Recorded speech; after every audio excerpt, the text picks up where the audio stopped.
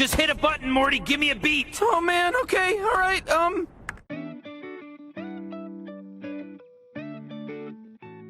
The 5-minute podcast, Barcelona's terrible transfer policy. If you're looking for cheap, good quality football jerseys for the new season, go over to www.jerseyfever.com and use the code ATLANTISFOOTBALL for 5% off. A link will be left in the description below. So there are 3 things in life that are guaranteed: death, taxes and Barcelona signing an over-the-hill 30-plus-year-old on big wages. A prime example of this is this summer with Miralem Pjanic, who they signed in a swap deal from Juventus, with 23-year-old Arthur Melo going the other direction, with Arthur costing €80 million and Pjanic costing €70 million, which are very reasonable figures for both players and definitely not overinflated for accounting purposes. This at first glance seems like a terrible bit of business for Barcelona, but at second glance it still looks like a terrible bit of business for Barcelona. Pjanic is 30, Arthur is 23, so they've already increased the average age of their squad significantly, particularly in midfield, but they've also signed another deep line creative midfielder to accompany the likes of De Jong and Busquets, who are both better players than Pjanic, which still doesn't fix the problem in their midfield, which is that they don't have any player to play as an 8 or ahead of a double pivot as an advanced playmaker.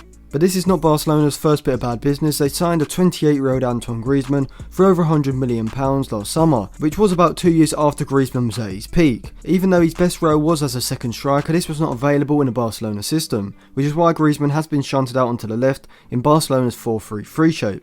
Griezmann is also on huge wages, earning around €45 million, the second most behind Lionel Messi, and double third place Luis Suarez's salary, which stands at €23 million.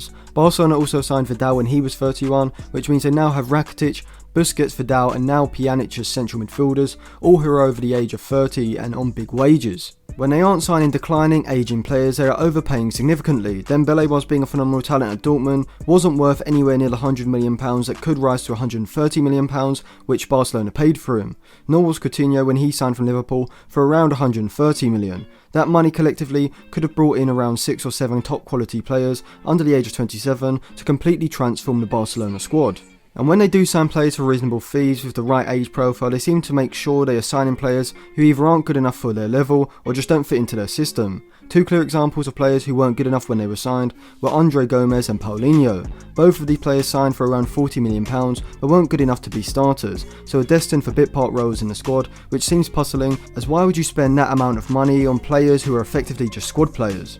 Barca also signed players who didn't fit into their system at all. Paco Alcacer and Coutinho are perfect examples of this, with Coutinho being deployed on the wide left and essentially playing the same role as Messi, which just congested Barcelona's attacking midfield. This is why Coutinho didn't impress at all when he was at Barcelona, because he was restricted from doing what made him so good at Liverpool, which was moving inside into positions in behind the midfield from where he could look to dribble or look to get a shot away from distance.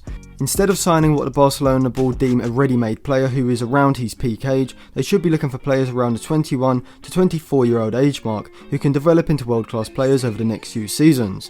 Bayern Munich are a perfect example of this. They signed Gnabry from Werder Bremen for just £5 million to fill a wide attacking spot when he was just 22 years old.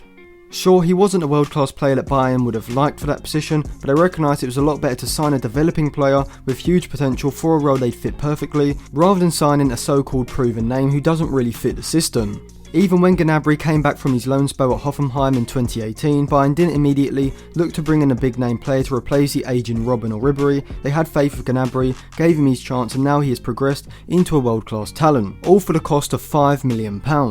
Barcelona would have been a lot better off in the long run signing someone like Houssem Aouar or Tanguy Ndombele instead of Pjanic, as even if we just assume right now that Aouar and Ndombele are not better than Pjanic, Pjanic is on a decline and will need replacing in 2 to 3 years anyway, whereas Ndombele and Aouar will not have even hit their peak ages in 3 years' time. It's a transfer strategy of signing players to develop a squad for 3 to 5 years rather than just to fill a gap for the here and now that would allow Barcelona to dominate the European football scene, but with their current transfer strategy they will have to continuously be looking for replacements throughout the squad each season as players age and decline. I will be doing a video looking at who Barcelona should sign in this transfer window, which will be an updated version analysing how these players would fit into Ronald Koeman's system. So make sure you subscribe to the channel and click the bell so you don't miss out on that. Check out some of my other videos in the description as well, and for cheap good quality football jerseys click the link in the description and use the code ATLANTISFOOTBALL for 5% off.